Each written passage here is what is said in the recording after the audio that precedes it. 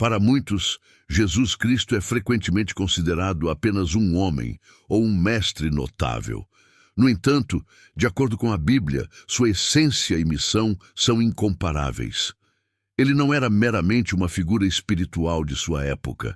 Era simultaneamente Filho de Deus e Deus encarnado. Um mistério fascinante e divino. Aqui estão 40 curiosidades sobre Jesus. Primeiro fato, a profunda amizade de Jesus com João. João não era apenas um apóstolo, era uma figura complexa. Antes de responder ao chamado de Jesus, João desfrutava de uma carreira bem-sucedida como pescador, uma profissão que o conectava com diversas camadas da sociedade. Suas conexões em Jerusalém indicam que ele possivelmente vendia os peixes pescados em Galileia. Essa dualidade de viver entre o campo e a cidade o tornava único entre os apóstolos. Além de ser amigo, João era primo de Jesus e irmão de outro discípulo, Tiago. Nos momentos cruciais da crucificação, foi a João que Jesus confiou o cuidado de sua mãe. João 19, versículo 26 a 27. Segundo fato, o discípulo amado. João compartilhava uma relação especial com Jesus e se autodenominava o discípulo a quem Jesus amava. João 21, versículo 20, expressando humildemente sua profunda conexão com o Salvador. Durante a última ceia, foi João quem se reclinou ao lado de Jesus, compartilhando momentos finais de comunhão antes da paixão. João 13, versículo 23. Terceiro fato, o legado literário de João. Além de ser o discípulo mais próximo de Jesus, João também foi o último dos apóstolos originais a falecer. Na sua velhice, dedicou-se à redação do seu evangelho, um relato repleto de sabedoria e reflexões. Ao contrário do que muitos imaginam, Jesus não deixou um livro escrito, mas sua vida impactante é amplamente documentada nos evangelhos. Embora não tenha escrito nenhum livro, Jesus demonstrou habilidade de leitura e escrita, conforme evidenciado em Lucas 4, versículo 16 a 21, e João 8, versículo 6. Quarto fato, a família de Jesus. A relação de Jesus com sua família é uma complexa tapeçaria de amor, tensão e redenção. Entre os seus 12 discípulos, pelo menos 5 eram seus irmãos.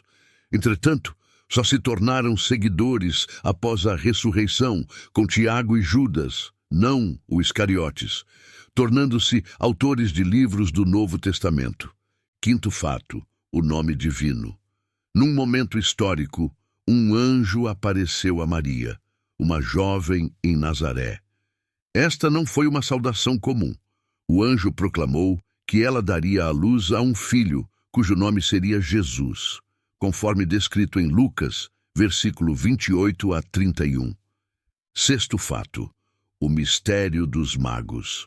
Apesar de termos a imagem comum de 3 reis magos em cenas natalinas, possivelmente devido aos 3 presentes que trouxeram, a Bíblia não especifica o número de magos que vieram do Oriente. Mateus 2, versículo 1 a 12.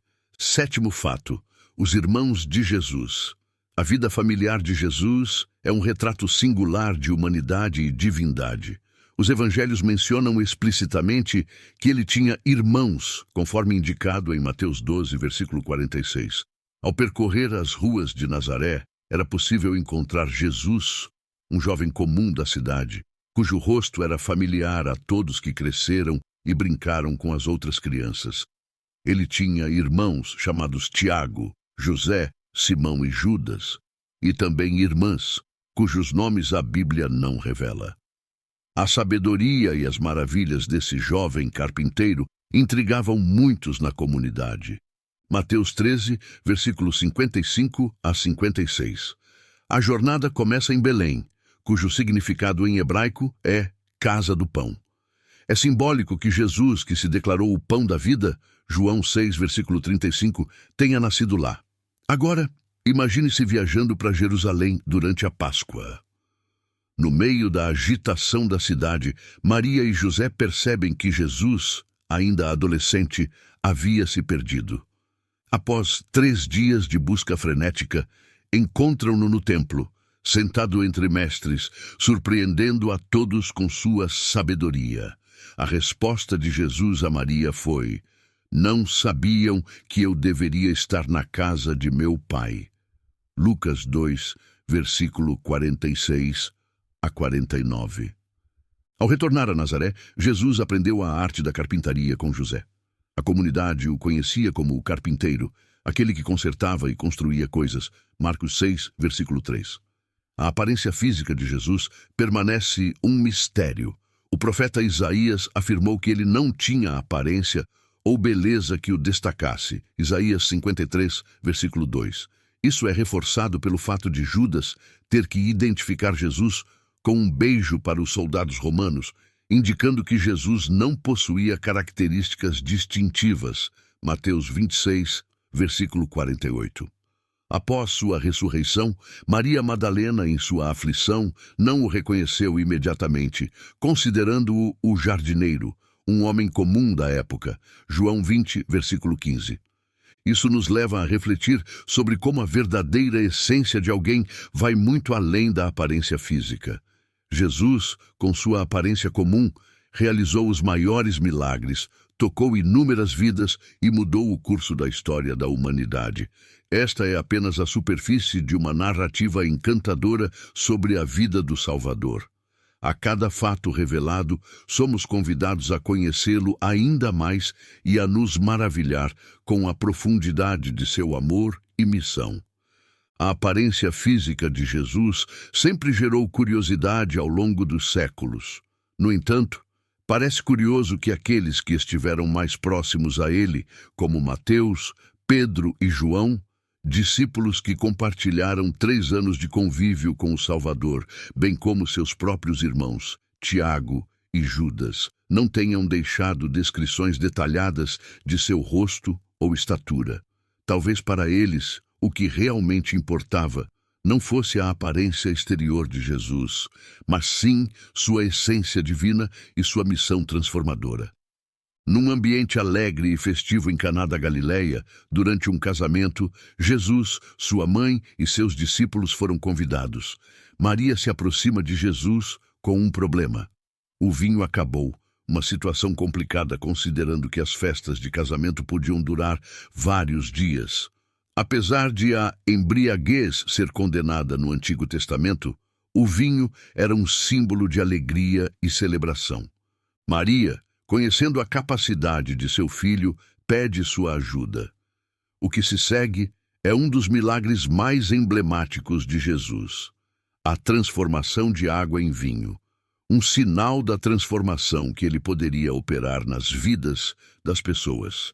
Esse ato, mais do que um simples milagre, foi uma manifestação de seu poder e autoridade sobre a natureza, inaugurando sua vida pública e fortalecendo a fé de seus discípulos. João 2, versículo 1 a 11. Ao viajar através das páginas da Bíblia, nos encontramos no último livro, Apocalipse. No último verso, somos lembrados novamente da centralidade de Jesus.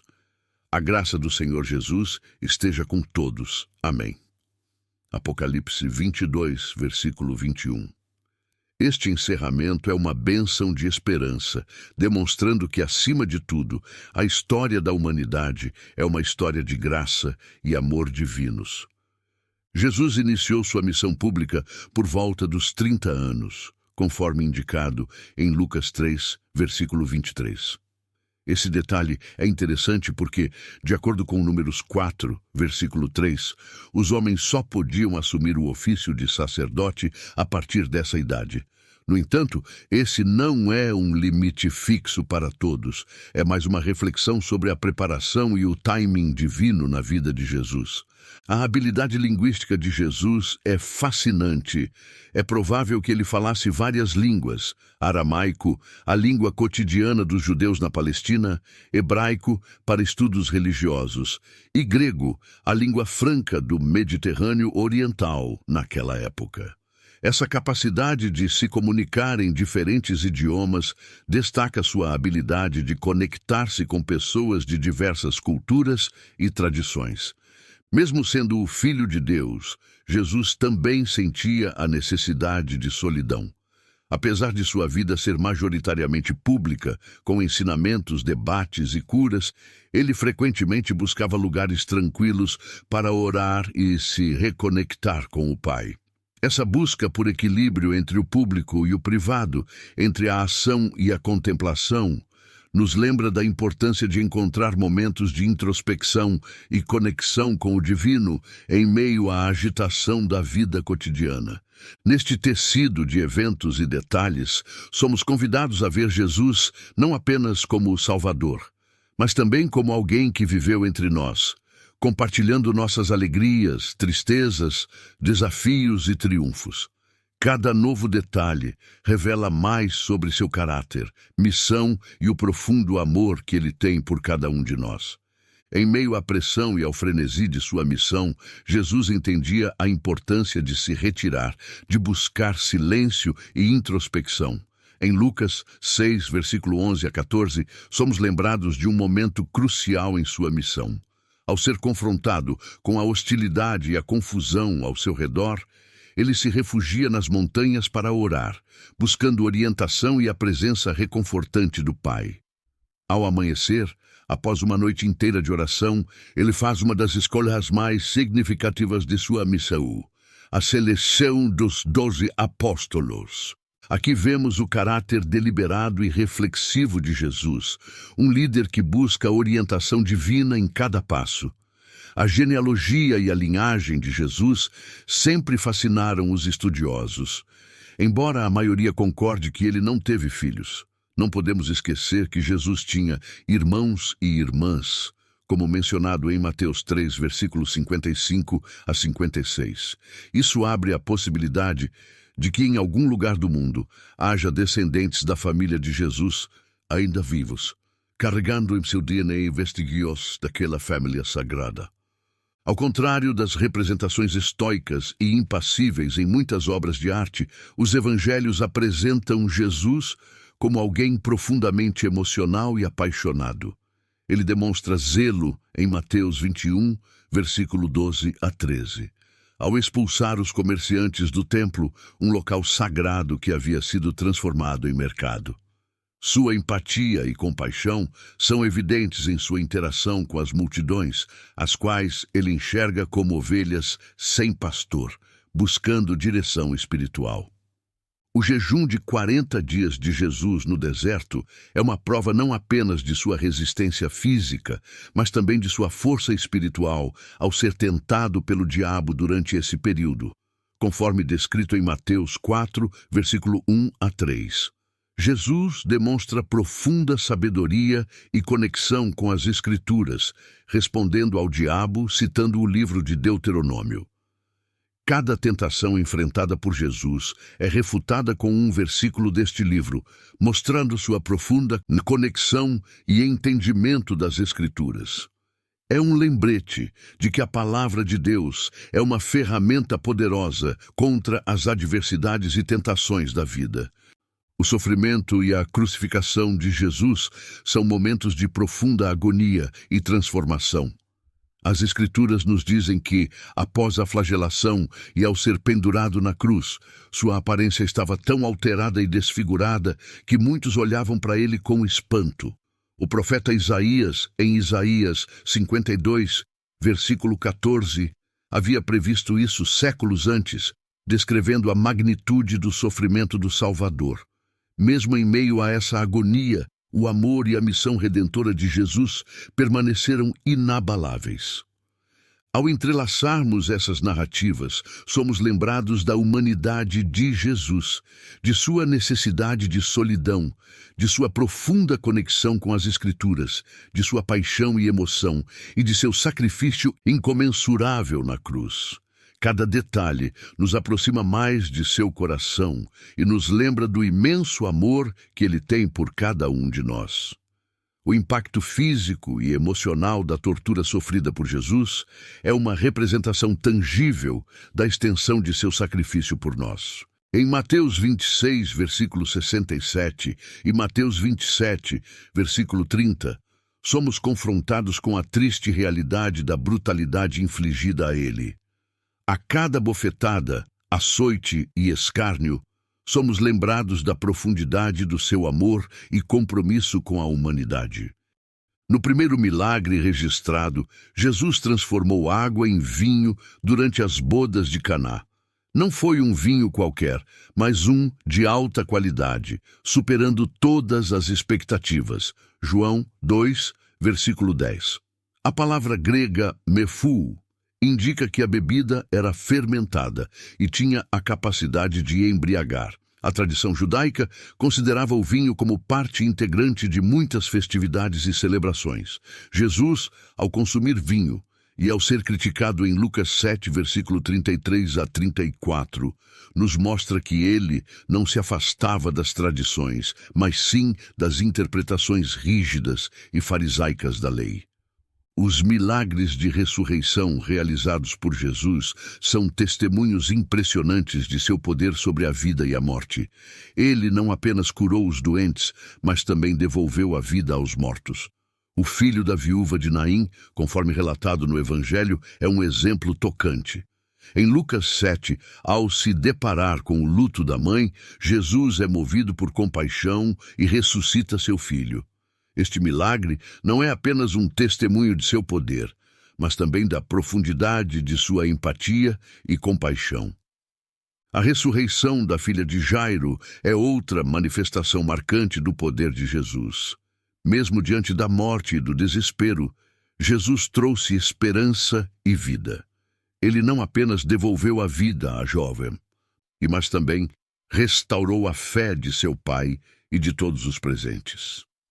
Esse milagre, como mencionado, foi um prenúncio de um evento ainda mais grandioso: a própria ressurreição de Jesus.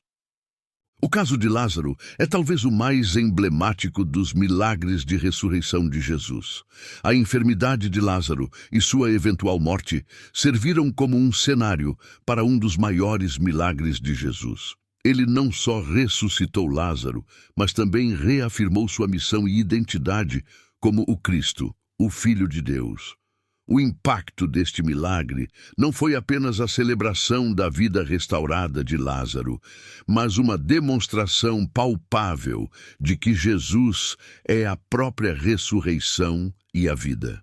Esses relatos ricos em detalhes e emoções nos convidam a refletir mais profundamente sobre a natureza e a missão de Jesus. Eles reafirmam sua divindade e seu profundo amor pela humanidade, lembrando-nos que, mesmo nas situações mais desesperadoras, Jesus é a fonte de esperança, vida e restauração. A cena que se desenrola em Betânia é de tirar o fôlego. Jesus, em sua sabedoria divina, decide esperar, apesar de saber da gravidade da doença de Lázaro. Ao chegar, ele é recebido pelo luto palpável de Maria e Marta. Ambas, em sua dor, expressam a certeza de que se Jesus estivesse lá, Lázaro não teria morrido.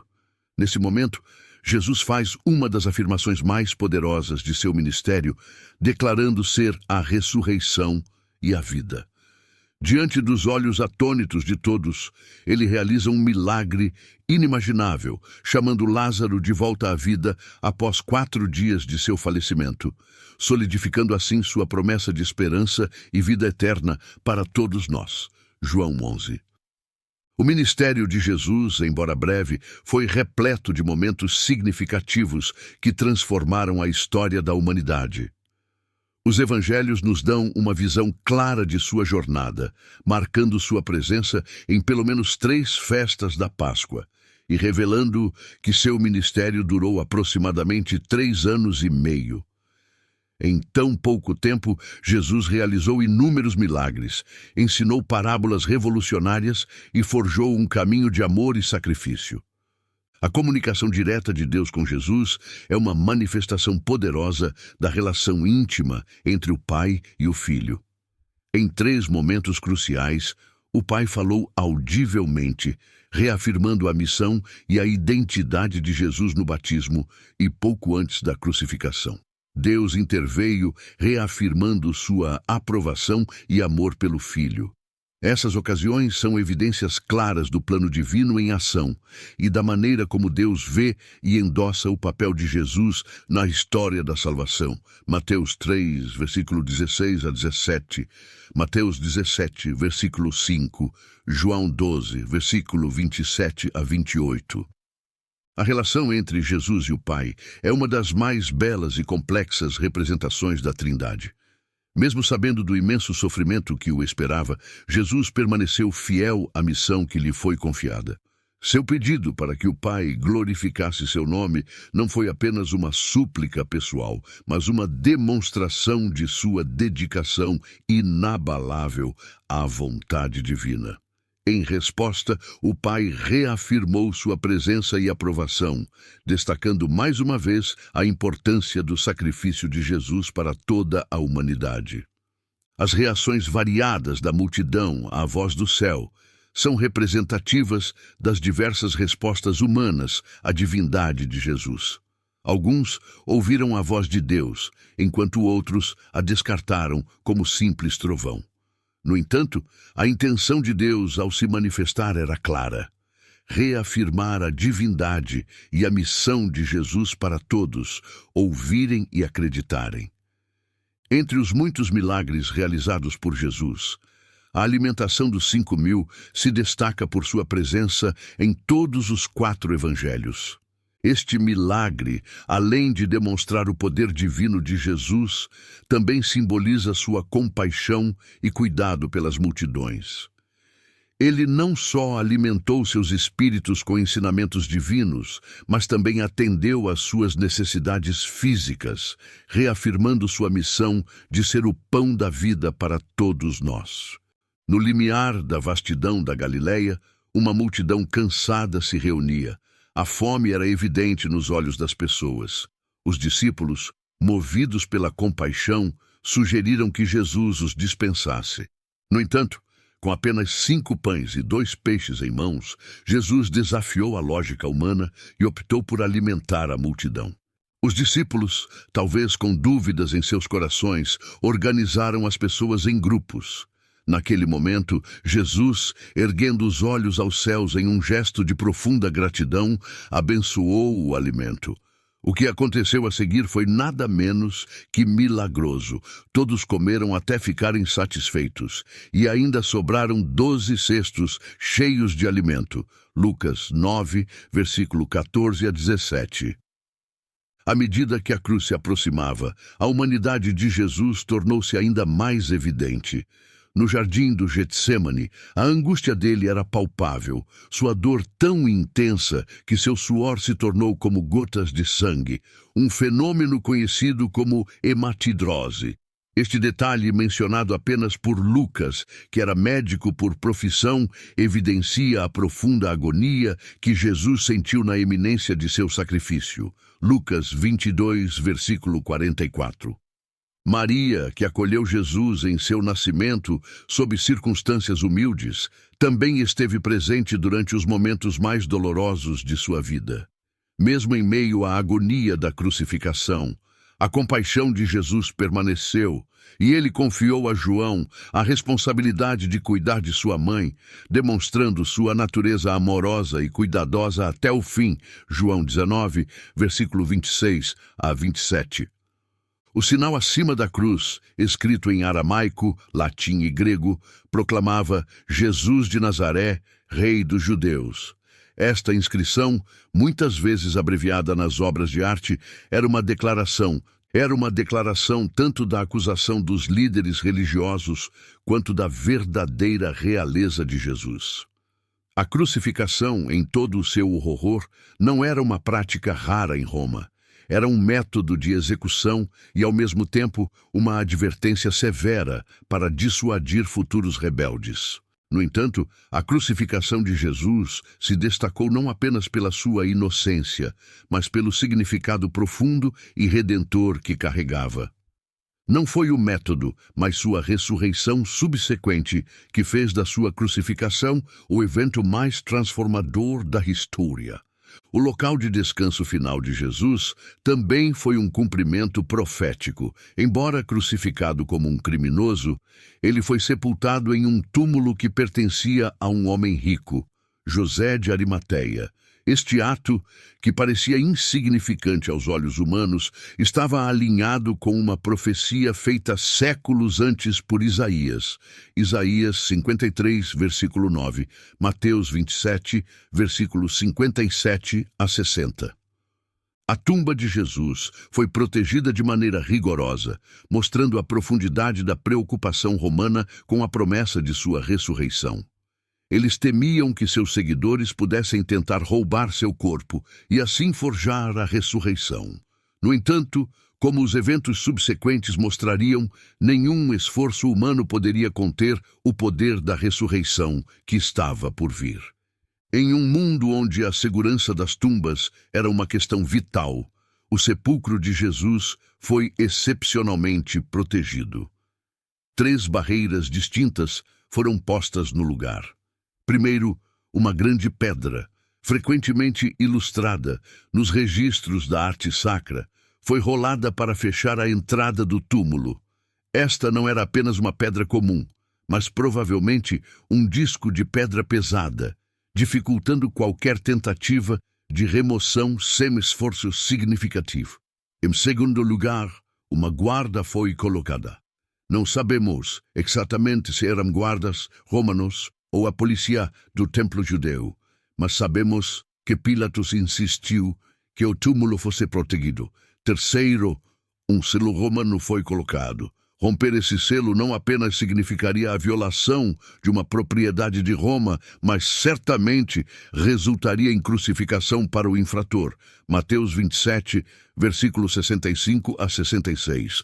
A ressurreição de Jesus, conforme narrada nos evangelhos, não foi apenas uma aparição etérea ou espiritual. Foi profundamente física e palpável. Lucas registra um momento tocante após a ressurreição, onde Jesus, percebendo a incredulidade de seus discípulos, os encoraja a tocar em suas feridas e até mesmo compartilha uma refeição com eles. Lucas 24, versículo 38 a 43. Ele comia peixe na presença deles, não como um espírito, mas como um ser ressuscitado com um corpo físico. Nos primeiros dias da vida de Jesus, um encontro no templo revelou profecias que prefiguram o curso de sua vida e ministério. Simeão, um homem idoso que esperava pelo Consolador de Israel, reconheceu Jesus como o Messias e, ao segurá-lo, profetizou sobre o pacto que Jesus teria e a dor que Maria, sua mãe, enfrentaria. Lucas 2, versículo 34 a 35. Esta profecia se cumpriu de formas múltiplas durante a vida de Jesus, mas talvez mais agudamente quando Maria estava ao pé da cruz. Após sua ressurreição, Jesus não permaneceu escondido. Ele apareceu a muitos, de Maria Madalena, no jardim à multidão de 500. Cada aparição serviu como testemunho de sua vitória sobre a morte e uma afirmação da veracidade da ressurreição. As numerosas testemunhas, variadas, também servem como uma base sólida para a crença na ressurreição histórica de Jesus. O chamado final de Jesus para seus discípulos, conhecido como a Grande Comissão, ressoa até hoje para todos os crentes. Este mandato de ir e fazer discípulos é central para a missão da Igreja. Ele não apenas confiou aos discípulos a responsabilidade de levar sua mensagem adiante, mas também prometeu estar com eles em cada passo. Mateus 28, versículo 18 a 20. Essa promessa se estende a todos que seguem Jesus, assegurando-nos de sua presença contínua em nossa jornada de fé. A relação entre Jesus e João Batista é notavelmente especial, pois eles eram primos de segundo grau. Ambas as suas concepções foram anunciadas pelo arcanjo Gabriel e ambos tiveram papéis cruciais no plano divino. João preparou o caminho para Jesus, e a interação entre as duas famílias desde os primeiros dias destaca a natureza entrelaçada de seus ministérios. A história de João Batista começa com um milagre. Elizabeth e Zacarias, seus pais, já estavam em idade avançada e não tinham filhos, uma situação considerada triste e até vergonhosa para muitos naquela época. No entanto, contra todas as expectativas e leis naturais, Elizabeth concebeu. O nascimento de João foi, portanto, um claro sinal do toque divino e um prenúncio dos milagres que se seguiriam em sua vida e na de seu primo Jesus. Lucas 1, versículos 5 a 25. O número 40 é repleto de significados profundos nas Escrituras, representando períodos de teste, julgamento ou provação. No caso de Jesus, ele jejuou no deserto durante 40 dias, enfrentando tentações e preparando-se para seu ministério. Mateus 4, versículo 1 a 11. Seu ministério público, cheio de ensinamentos, milagres e revelações, durou cerca de 40 meses. E após sua ressurreição, ele permaneceu na terra por mais 40 dias, aparecendo a seus discípulos e ensinando-os antes de sua ascensão. Atos 1, versículo 3. Esses momentos representam a preparação, o cumprimento e a revelação do propósito divino em sua totalidade. Muitos profetas no Antigo Testamento falaram sobre o Messias, mas foi o profeta Miqueias quem especificou que ele nasceria em Belém. Miqueias 5, versículo 2. Uma pequena vila quase insignificante tornou-se o palco para o nascimento do Salvador do mundo, reiterando que Deus opera de maneiras misteriosas e muitas vezes inesperadas. Como confirmado em Mateus, Jesus de fato nasceu em Belém, validando a precisão da profecia e a infalibilidade da palavra de Deus. Mateus 2, versículo 1 a 6. Uma das profecias mais fascinantes e significativas sobre o Messias vem do livro de Isaías. O profeta previu que uma jovem conceberia e daria à luz um filho, e seu nome seria Emanuel, que significa Deus conosco. Isaías 7, versículo 14. Essa profecia não era apenas uma previsão do nascimento virginal, mas também da natureza divina e humana de Jesus. Mateus, em seu evangelho, reafirma a realização desta profecia, mostrando que Maria, uma jovem virgem, concebeu pelo Espírito Santo e deu à luz Jesus, verdadeiramente Deus conosco. Mateus 1, versículo 18 a 23. Este não é apenas um relato histórico, mas uma celebração da promessa de Deus de estar sempre presente com seu povo. É uma mensagem de esperança, amor e alegria para todos nós.